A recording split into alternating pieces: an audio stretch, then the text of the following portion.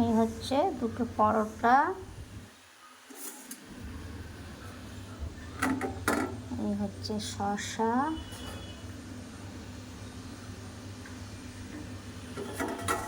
এই হচ্ছে দুটো কালো জাম,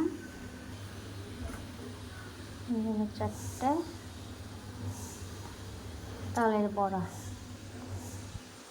আর হচ্ছে চুষি পিঠা, যেটা হচ্ছে আমি বানিয়েছি শীতের সময়তে হাত দিয়ে, এটা ময়দা দিয়ে বানিয়ে এটা ঘি দিয়ে তারপর হচ্ছে খেজুরের গুড় দিয়ে রান্না করেছি। আর এই হচ্ছে তরকারি, সোয়াবিনের পাতলা পাতলা তরকারি করেছি আজকে। এই পায়েসটা, এটা পায়েস বলে, অনেকে চুষি পিঠা বলে। এটা আমি ময়দা দিয়ে বানিয়েছি শীতের সময়তে, হাতে জিরি করে দিয়ে রোদে শুকিয়ে তারপর হচ্ছে এটা ঘি দিয়ে ভেজে দুধ দিয়ে রান্না করেছি।